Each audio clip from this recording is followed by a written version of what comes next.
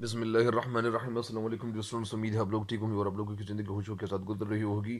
تو بڑھتے ہیں مزید ایک غزل کی تشریح کی طرف، اور یہ غزل کس کا ہے؟ یہ غزل اصل میں مرزا اسد اللہ خان غالب کا ہے، اور اس غزل کی بھی فرمائش کی گئی تھی کہ اس غزل کی تشریح آپ اپلوڈ کیجئے گا۔ تو اللہ تعالیٰ کی فضل و کرم سے اس غزل کی تشریح کی طرف بڑھتے ہیں، لیکن میں اس چینل پہ ہر نئے آنے والے ان کو چاہیے کہ اس چینل کو سبسکرائب کریں اور گھنٹی کا بٹن بھی دبائیں، ساتھ ساتھ اس چینل کے لنکس اپنے دوستوں کے ساتھ شیئر کریں، اور اس ویڈیو کو آخر تک دیکھیے گا تاکہ آپ لوگ اس سے بھرپور استفادہ کریں، مطلب یعنی فائدہ اٹھائیں۔ تو بڑھتے ہیں پہلے شعر کی تشریح کی طرف۔ پہلا شعر کیا ہے؟ پھر مجھے دیدے تر یاد آیا، دل جگر تشنے فریاد آیا،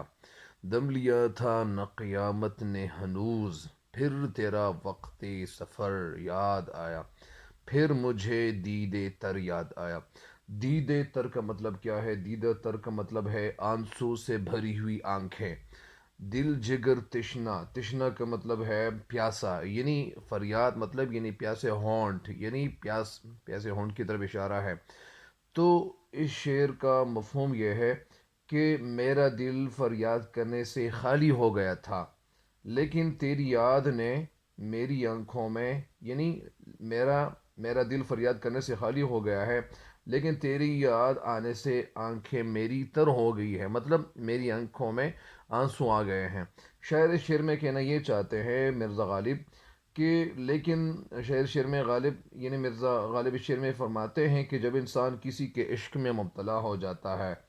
تو اس کی حالت ایک عجیب قسم کی ہو جاتی ہے،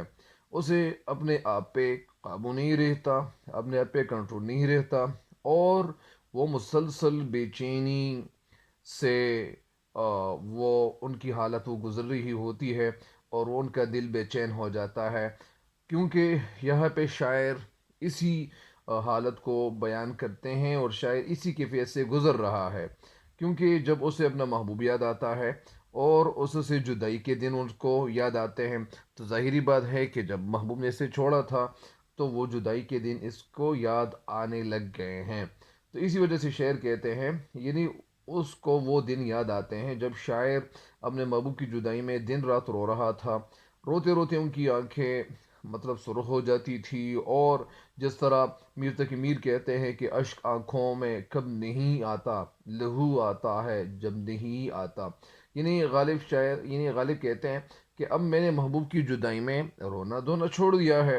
اب میں نے محبوب کی جدائی اور فراق پہ صبر کرنا سیکھ لیا ہے۔ کبھی کبھار کچھ لوگ ایسے ہوتے ہیں کہ ان کو یہ پتہ چل جاتا ہے کہ میری محبت میں ویسی بھی کامیابی نہیں مل رہی، لیکن جب آپ کا یقین محبت پہ بھرپور ہو، آپ کا یقین محکم ہو، مضبوط ہو، اور آپ کو یقین ہو کہ انشاءاللہ مجھے کامیابی ملے گی، تو کامیابی ضرور ملے گی، کیونکہ اس محنت کو چھوڑنا نہیں ہے، آگے بڑھ کے جانا ہے۔ اب میں نے محبوب کی جدائی و فراق پہ صبر کرنا سیکھ لیا ہے، میں صبر سے کام لوں گا اور صبر ہی کروں گا، میں صبر کے علاوہ اور کیا کر سکتا ہوں؟ مجھ میں صبر کا مطلب ایک مادہ سا پیدا ہو گیا ہے، میرے اندر صبر کا پیمانہ لبریز نہیں ہو گیا ہے، اب میں مزید صبر کر سکتا ہوں، اور میرا دل محبوب کی جدائی میں مطلب یعنی آہ و زاری سے اور فریاد کرنے سے میرا دل خالی ہو گیا ہے۔ ایسے بھی دکھائی دے رہا ہے کہ میں نے جدائی کے دن مطلب بلا دیے ہیں۔ کبھی کبھار ایسے بھی ہو جاتا ہے کہ کچھ لوگوں کا جو، کیونکہ انسانی زندگی بہت تیزی کے ساتھ گزر رہی ہوتی ہے، انسان اس دنیا سے بہت تیزی کے ساتھ رخصت ہونے کو ہوتا ہے، یا اسی طرح ان کی زندگی بہت تیزی کے ساتھ گزر رہی ہوتی ہے۔ بہرحال شاعر یعنی مرزا غالب کے ساتھ یہی کیفیت تھی، اور یہی مطلب کبھی کبھار ایسا بھی ہو جاتا ہے، مثال کے طور پر اگر آپ کسی کو کوئی محبوب یاد آ جاتا ہے اور وہ ان کے دل میں بہت زیادہ غم ہوتا ہے، ان کے دل میں جو غم ہوتا ہے، تو جب وہ آنکھیں مطلب ان کی تر ہو جاتی ہیں، وہ روتا ہے، اور رونے سے ان کا دل ہلکا ہو جاتا ہے، ان کے دل پہ بوجھ باقی نہیں رہتا ہے، تو اسی کو مطلب یونانی فلسفی جس کو ارسطوٹل کہتے ہیں، وہ اسی عمل کو ایک کتارسس کہتے ہیں، یعنی مثال کے طور پر اگر کسی کے دل میں کوئی غبار پیدا ہو گیا ہے، کسی کے دل میں مطلب بہت زیادہ یعنی ناامیدی پیدا ہو گئی ہے، یا ان کا دل چاہتا ہے کہ میں رونا چاہتا ہوں، تو اگر وہ رو لے تو ان کی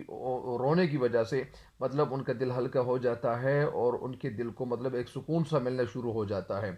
تو اگر اس حوالے سے دیکھا جائے تو غالب نے یہ شعر بڑا خوبصورت انداز میں مطلب کہا ہوا ہے، اور ظاہری بات ہے کہ غالب جیسے شاعر یہ غالب ہی آ گئے تھے۔ بہرحال اس شعر کی تشریح مکمل ہو گئی ہے، اگلے شعر کی تشریح کی طرف بڑھتے ہیں۔ لیکن اس شعر کی جو حقیقت ہے، جو کچھ بتانا چاہتا ہے شاعر، تو یہی بتانا چاہتا ہے کہ پھر مجھے دیدے تر یاد آیا، دل جگر تشنہ فریاد آیا، مطلب مجھے وہ وقت یاد آیا کہ جب میرے محبوب نے مجھے چھوڑ دیا تھا، اور میرے محبوب نے جب مجھے چھوڑ دیا تھا تو ظاہری بات ہے کہ میں اس وقت روتا، رونے کے سوا اور چارہ کیا تھا، میں تو رونے کے سوا کچھ کر نہیں سکتا تھا، تو اسی وجہ سے دل جگر تشنے فریاد آیا، اور میرے وہ ہونٹ بھی مجھے یاد آ گئے کہ جب میں صرف میرا دل جو روتا تھا، یعنی مطلب یعنی اپنے ماضی کو یاد کرتا ہے۔ بہرحال اس شعر کی تشریح مکمل ہو گئی ہے، اگلے شعر کی تشریح کی طرف بڑھتے ہیں۔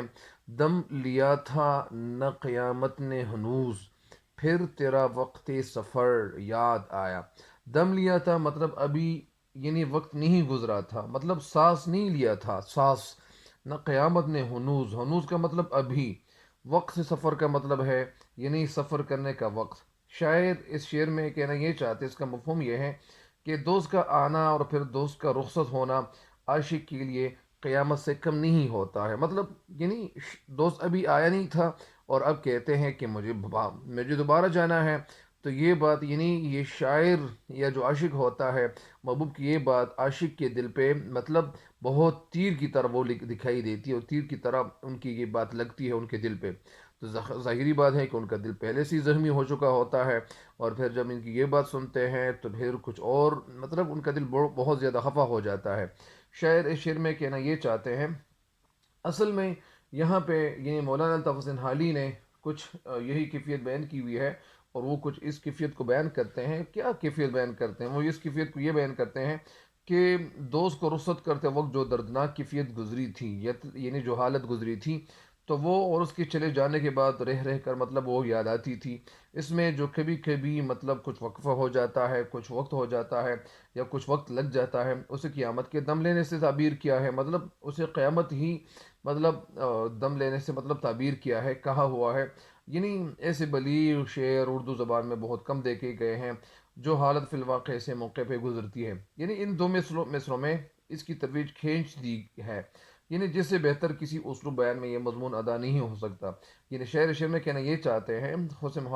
شاعر شعر میں محبوب سے مخاطب ہو کر کہتے ہیں کہ اے محبوب، تیرے رخصت ہونے سے مجھ پر ایک قیامت ٹوٹ پڑی، مطلب ایک قیامت مجھ پہ ٹوٹ پڑی، کیونکہ میں نہیں چاہتا تھا کہ تو چلا جائے۔ ظاہری بات ہے کہ جب محبوب بہت وقت بعد آیا ہوا ہو، اور محبوب تو آتا بھی نہیں تھا، اگر محبوب آیا جس طرح یعنی شاعر تو یہ دوسری غزل میں کیا کہتے ہیں کہ یہ نہ تھی ہماری قسمت کے وصال یار ہوتا، اگر اور جیتے رہتے یہی انتظار ہوتا، مطلب ان کی قسمت میں تو یہ بات نہیں لکھی تھی، لیکن جب یہ بات لکھی گئی تو پھر تو یہ غالب کہتے ہیں کہ یہ بات جب لکھی گئی تو کم از کم ملاقات تو ہونی چاہیے تھی، اور جب ملاقات ہونی چاہیے تھی تو ملاقات کا جب وقت یاد آیا تو پھر اس وقت مجھے یہ بھی پتہ چلا کہ یہ تو آئے گا لیکن پھر جانے کا ارادہ بھی کرے گا، یہاں سے چلے گا بھی، تو ظاہری بات ہے کہ شعر کہتے ہیں کیونکہ میں نہیں چاہتا تھا کہ اے محبوب تو چلا جائے، یعنی میرا دل نہیں چاہتا تھا کہ تو یہاں سے چلا جائے، اب میں اس صدمے سے سنبھلا ہی نہیں تھا، مطلب یہ مسئلہ یا یہ صدمہ میں یعنی برداشت ہی نہیں کر چکا تھا کہ پھر تو نے یہ کہا کہ میں پھر جا رہا ہوں، مطلب پھر تیرے رخصت ہونے کا وقت یاد آ گیا، اور اس طرح اور قیامت مجھ پہ ٹوٹ پڑی، مطلب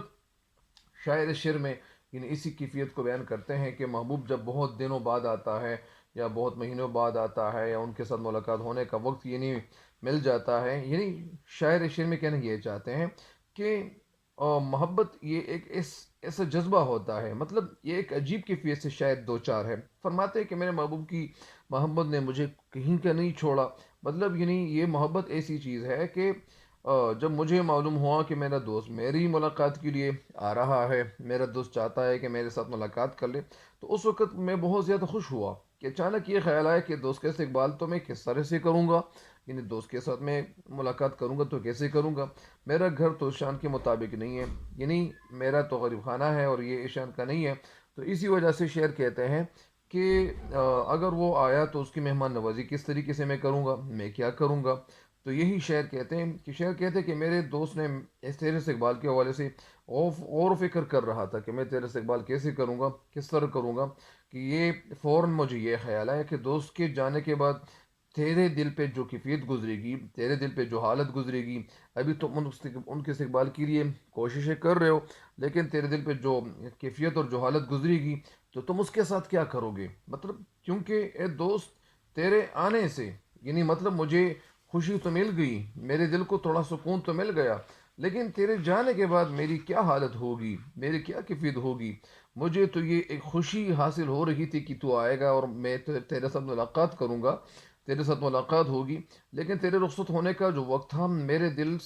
دل میں یا میرے لیے قیامت سے کم نہیں ہوگا، کیونکہ یہ تو قیامت مجھ پہ ٹوٹ پڑے گی۔ اگر تو آئے گا تو میرے دل کو خوشی تو ہوگی، لیکن تیرے جانے کا جو غم ہوگا تو وہ کیسا ہوگا؟ مجھے تیرے رخصت ہونے کا وقت یاد آئے گا اور وہ گھڑی میرے لیے بڑی یعنی قیامت سے کم نہ ہوگی۔ تو ظاہری بات ہے کہ شعر میں شاعر یہی کیفیت بیان کرتے ہیں، اور یہ کیفیت کیوں بیان کرتے ہیں؟ اس شعر کی تشریح بھی مکمل ہو گئی ہے، تو ظاہری بات ہے کہ شعر کی تشریح مکمل ہو گئی۔ تب تک کے لیے دیجیے گا مجھے اجازت، اور اپنا ڈھیر سارا خیال رکھیے گا۔ اللہ نگہبان۔